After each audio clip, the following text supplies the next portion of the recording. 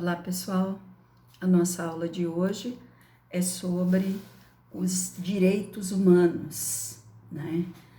E os objetivos que nós temos para estudar sobre este assunto são as teorias que fundamentam os direitos humanos e identificar as situações cotidianas de violação dos direitos humanos, relacionar códigos de direito, conquista de direitos sociais, estas são uma delas, tá ok?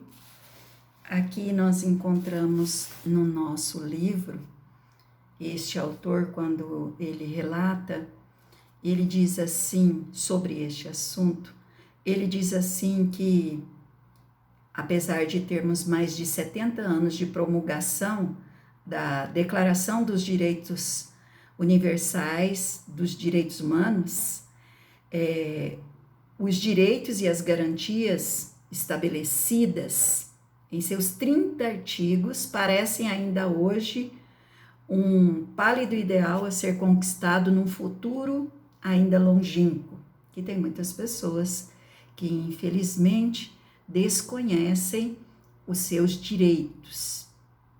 Basta observar ao redor para constatar que os direitos humanos são cotidianamente violados. Nós vemos isso em situações nas redes sociais, nos veículos de televisão, rádio.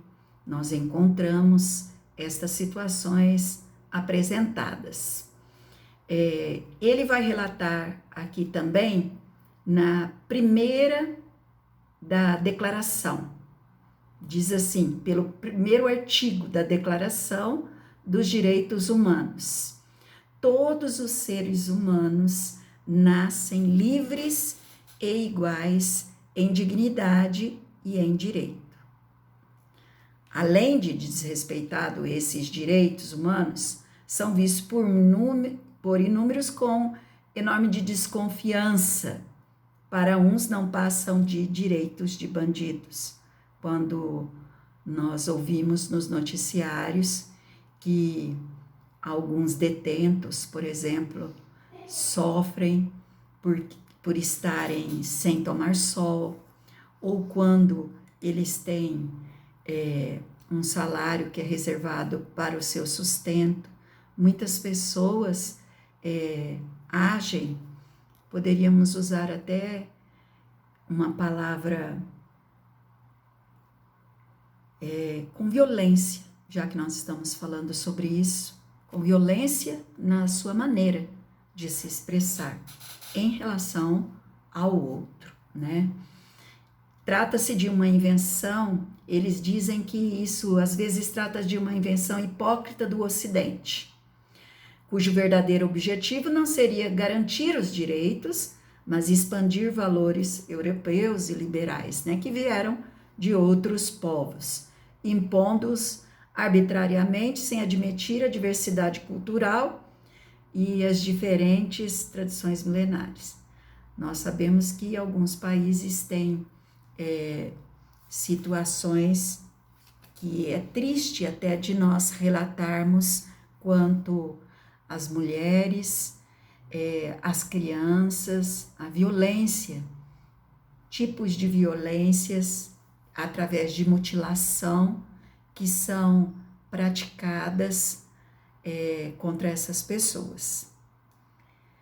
A discussão sobre direitos humanos não pode ser reduzida a esses termos, sob o risco de empobrecê-la, porque, com certeza, as pessoas que trabalharam para que nós tivéssemos esses direitos estabelecidos por lei, elas fundamentaram as suas ideias no seu conhecimento e das suas experiências, e também por acontecimentos brutais que aconteceram em cada um dos seus países. Por isso, eles chegaram na conclusão de estabelecer leis que pudessem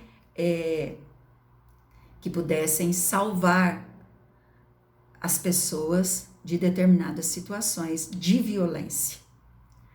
A discussão sobre os direitos humanos, ela não pode, como nós falamos, ser reduzida a esse tipo de termo que veio para expandir, o primeiro que ele fala aqui, expandir os valores europeus e liberais, né? Vamos examinar, então, o amplo leque de conquista realizadas em boa parte do planeta nos últimos anos e no Brasil nas últimas 3 décadas. Sem esquecer, é claro, os direitos ainda que nós precisamos alcançar. E o texto traz para nós, ele traz uma indagação aqui. Esses direitos humanos, eles são para quem? Para todos os seres humanos. E o que é o ser humano?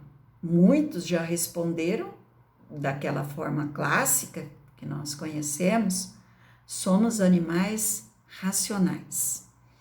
Mas essa definição pode parecer imprecisa, dada a dificuldade de encontrar uma característica mais específica e definitiva que nos distingua de todos os outros seres humanos. Então, nós vamos ver o comentário do filósofo Comte. O que ele faz aqui? Então, ele vai interrogando para saber quem são esses humanos. O que é o homem? É o homem um animal político, como seria Aristóteles, como diria Aristóteles? Um animal falante, como também ele dizia? Um animal de 2 patas, sem penas, como afirmava com graça Platão? Um animal razoável, como pensavam os estoicos e depois os escolásticos? Um ser que ri, que pensa, conforme Descartes, que julga, que trabalha, conforme Marx, que cria? Aí ele responde no final: nenhuma dessas respostas, nem a soma delas, me parece totalmente satisfatória. Não será possível reconhecer nossa natureza sem considerarmos a incompletude humana, a ambiguidade dos desejos e a possibilidade aberta de decidir livremente. Posto isso, teremos de concluir que nosso comportamento também não é previsível. Agora, ele vai entrar numa questão aqui bastante ampla a respeito do nosso comportamento. E ele diz assim: podemos acertar, mas também errar. Estamos disponíveis para construir um mundo melhor, mas igualmente para persistir nas ações movidas por egoísmo, disso que eu estava falando para vocês quanto ao nosso comportamento, que muitas vezes ele não é previsível, porque uma pessoa não é totalmente má, nem totalmente boa. Partindo disso, deste pensamento, voltamos aqui ao que o autor está dizendo para nós. Persistir nas ações movidas por egoísmo, inveja e cobiça. Neste último caso, seríamos menos humanos? Os corruptos, os assassinos, os traidores e os fracos não seriam humanos? Essa é uma pergunta que requer uma grande reflexão da minha e da sua parte. Nós estamos falando de seres humanos. E a definição aqui que esse filósofo deu, o que é o homem? Ele está perguntando, ele é um animal político, como diz Aristóteles? O que é o homem? Ora, ninguém que pertença ao gênero humano pode ser excluído da noção de humanidade. Quando nós falamos de direitos humanos, nós estamos falando de todos, não é para os seus, não é apenas para os meus, ou para as pessoas que eu gosto, ou para a minha cidade, é para todos. Ele foi estabelecido para que todos pudessem servir-se deste estatuto, por exemplo, destas leis.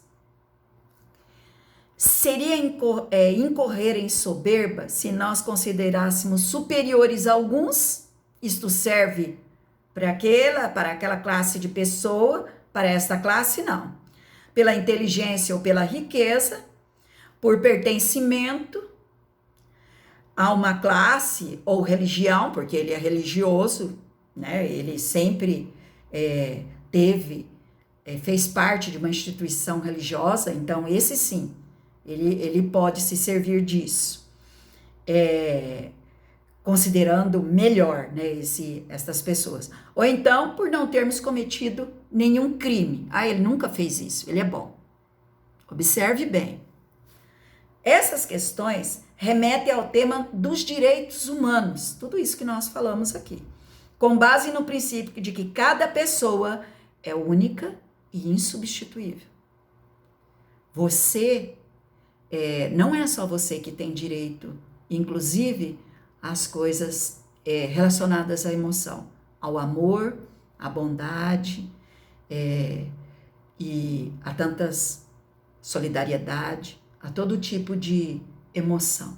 Todos têm direito a elas.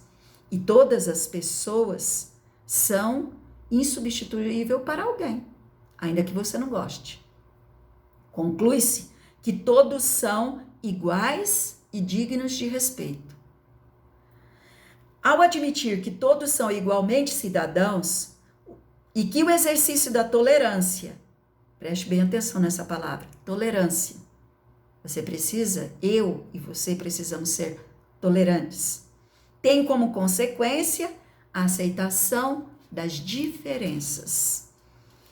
É possível reconhecer também o intolerável. Há algumas questões que só de nós pensarmos, o nosso coração fica contrito por conta disso. Uma destas situações que faz com que o nosso coração se quebre e se encha de compaixão é a escravidão, a tortura, a submissão doméstica da mulher ao homem, a inferiorização de etnias, a violência contra homossexuais, a corrupção e a calúnia. Direitos humanos, agora nós vamos ver como se dão, ou como se dá os direitos humanos no cotidiano. Quando se fala em violação dos direitos humanos, é comum as pessoas associarem a ação de criminosos ou infratores. No entanto, há ofensas a esses direitos praticadas por pessoas comuns, de qualquer segmento social, seja de qualquer classe, que muitas vezes nem considera os seus atos reprováveis. É reprovável sempre para o outro. Infelizmente, tem um grupo de pessoas que pensam assim, é sempre o outro, eu não. Eu sou de outra classe, eu sou de outra cultura, né? Esses desrespeitos podem ocorrer no meio familiar, escolar, universitário, quando nós falamos de trote universitário, profissional, virtual, que nesse período, estas questões, eu acho que estão por conta da pandemia, elas estão mais elevadas, em todos os lugares por onde elas circulam ou elas se manifestam. A psicologia vai estudar um tipo de comportamento denominado síndrome do pequeno poder, que consiste em exorbitar da autoridade que esta pessoa possui algum poder sobre as pessoas mais fracas ou que dependem do agressor por algum motivo. Aí ele dá alguns exemplos aqui, inclusive em questões domésticas, né? De maridos que agem violentamente com suas esposas por entenderem que se eu que mantenho o lar, então eu posso fazer prevalecer a minha vontade, seja a forma que for. Isso que ele está falando aqui, que é a síndrome do pequeno poder. Os homens, de modo geral, têm constituição física, esse também é uma questão, mais forte do que as mulheres. E muitas delas, em diversas circunstâncias, dependem de maridos ou companheiros, condição que as torna vítimas frequentes de abuso e de violência explícita. A Lei 11.340, de 7 de agosto de 2006, conhecida como a Lei Maria da Penha, criou instrumentos para coibir e punir atos de violência contra as mulheres. Grava aí essa lei. Mais recentemente, a Lei número 13.104, de 9 de março de 2015, incluiu o feminicídio no rol de crimes hediondos. Eu não sei se você já observou aí a quantidade de feminicídio nesse período no Brasil. Registramos a seguir trechos de uma entrevista concedida pela desembargadora. Ela vai falar aqui de uma desembargadora, Maria Berenice Dias, que em 1973 se tornou a primeira mulher a ser nomeada juíza no Rio Grande do Sul. Ela, entre outras coisas, relata a presença do preconceito contra a mulher nos exames para ingresso na magistratura e no decorrer do seu exercício. Com relação às causas que julgou, ela faz um comentário. Quantas vezes nós, mulheres, passamos por situações difíceis, inclusive quando nós vamos num comércio ou no trânsito. Eu não sei se vocês já ouviram falar alguma situação assim, porque se você tivesse com seu marido ou com um homem em sua companhia, talvez não tivesse passado por uma situação parecida. Vamos ao exemplo que o autor destaca para nós. Sempre foi muito barato bater em mulher, diz ao lembrar os tempos pré-Maria da Penha. Esses casos ficavam diluídos no juizado especial do laudo de crimes de pequeno potencial, isso antes da lei, queridos. Ofensivo, briga com o vizinho, roubo de bicicleta, tudo virava cesta básica. Isso antes da Maria da Penha. Você vê a importância desta lei? Você vê o tanto que é importante nós aprendermos sobre os direitos humanos e sobre as leis que são estabelecidas num Estado democrático? Que os direitos humanos, eles fazem parte de países que são democráticos. E, em seguida, ela diz assim: houve um desvirtuamento do Dia da Mulher, de um dia que marca a luta, morte das mulheres, virou comemoração. E é dia de luta. E ela faz muito bem em dizer isso. Podemos comemorar essa lei do feminicídio? Ela é um avanço. Essa história de cumprimento, flor, levar para jantar, é horrorosa. Amei essa mulher. Ainda temos muito que lutar. Os avanços acontecem, mas não na velocidade necessária. Vou falar para vocês o nome dela para vocês não esquecerem. Maria Berenice, certo? Isso ela falou em 1970.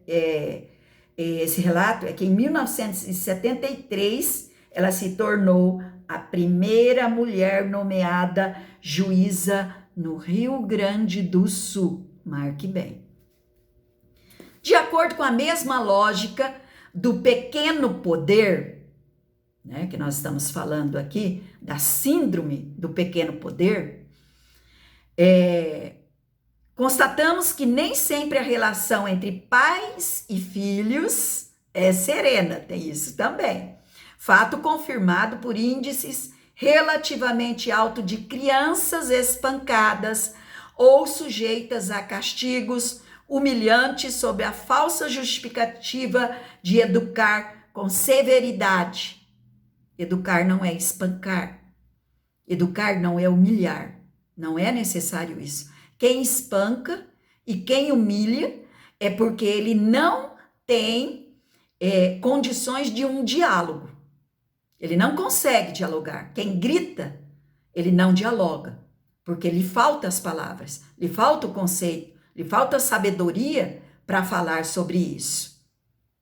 Além das ocorrências no próprio lar, os excessos podem acontecer nas escolas, quando alunos são maltratados e professores sofrem desrespeito e até violência física.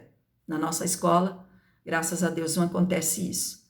Mas existem estados que a violência contra o professor é muito grande. Inclusive, nós sabemos das leis que vão favorecer os professores, né? Existem também casos de empresas que exploram mão de obra infantil. Não sei se vocês recordam aqui, perto, aqui no nosso estado, em Brasilândia, se não me engano, teve também. Nas carvoarias, se não me engano, não, teve. E outras que empregam em condições análogas à escravidão. Pela internet, o risco manifesta-se, sobretudo, por meio de redes de pedofilia, combatidos com a ajuda do Estatuto da Criança e do Adolescente, que é do ECA, promulgado em 1990. E o que dizer de torcidas organizadas que agridem criminosamente oponentes como se fossem inimigos? Também é um caso. Isso mais nós observamos acontecer nos grandes centros, que nós aqui somos uma pequena cidade de médio porte, né? Mas nos grandes centros, onde existem os grandes estádios, os times, né? Onde tem os jogos, nós observamos isso. Casos como esse se repetem sempre que um agrupamento mobiliza forças extremas capazes de manifestação agressiva. Vocês sabem disso. É só abrir ali o noticiário, nós encontramos diversos depoimentos, histórias ali verdadeiras. Em crimes de linchamentos, a turba leva cada um dos participantes a perder o controle de si mesmo, movidos por preconceitos como racismo, homofobia ou mesmo de caráter religioso. Olha, meus queridos, eu imagino e quero crer que vocês estejam atentos aos nossos direitos e atentos às questões que acontecem diariamente, políticas, religiosas e dentro da nossa sociedade, porque a luta pelos nossos direitos são todos os dias. Na próxima aula nós continuamos. Beijo para vocês.